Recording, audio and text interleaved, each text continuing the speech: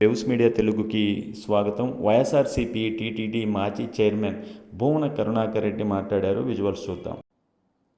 నేను మా అమ్మాయికి క్రిస్టియన్ మ్యారేజ్ జరిపినానని చంద్రబాబు నాయుడు గారు ఒక ఫోటో కూడా వేసినారు. చంద్రబాబు గారు, నా కూతురు పెళ్ళిని నేను తిరుపతిలో అమ్మవారి గుడి తిరుచానూరు పరిధిలో 30,000 మంది అతిథులు రాగా అందులో ప్రధానమైనటువంటి వ్యక్తి మీ వియ్యంకుడైన లోకేష్ గారి మామైన బాలకృష్ణ గారు, నాకు ఆత్మీయుడిగా ఉన్నటువంటి వ్యక్తి.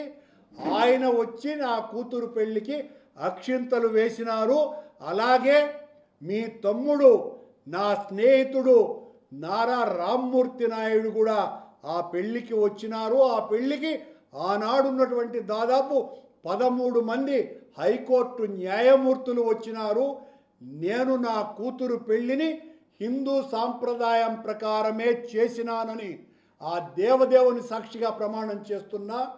నా వియ్యంకులు చేసినటువంటి పెళ్ళికి నేను నా కూతురు తండ్రిగా హాజరైనాను. ఇక్కడేం దాచుకొన్నాను, మీలాగా అబద్ధాలు చెప్పేటువంటి మనిషిని కాదు.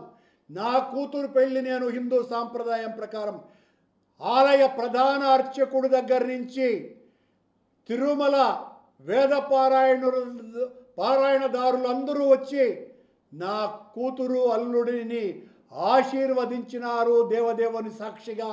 ఆ పెళ్లిలో వేద మంత్రోచ్చారణ మధ్యన నా కూతురి పెళ్లి జరిపినాను. మీరు శాసనసభలో ఆ ఫోటో వేసి నన్ను క్రిస్టియన్గా మీరు చూపిస్తే, చంద్రబాబు గారు ఇదిగో మీరు బైబిల్ పట్టుకొని ఉన్నారు, మీరు బైబిల్ పట్టుకున్నారు కాబట్టి నేను క్రిస్టియన్ అంటే,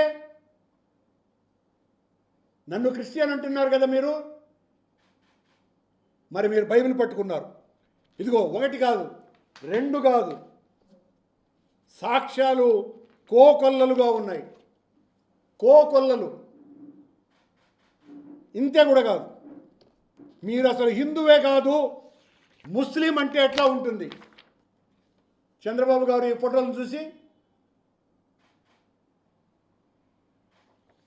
మరి పవన్ కళ్యాణ్ గారు 3వ భార్య ఓ క్రిస్టియన్ కదా, మరి పవన్ కళ్యాణ్ గారు సనాతన ధర్మ పరిరక్షకుడిని, పెద్ద హిందువునని చెప్పుకుంటున్నారే, మరి ఆయన్ను క్రిస్టియన్ అనండి. మరి నన్ను ఎలా అంటారు క్రిస్టియన్ అని?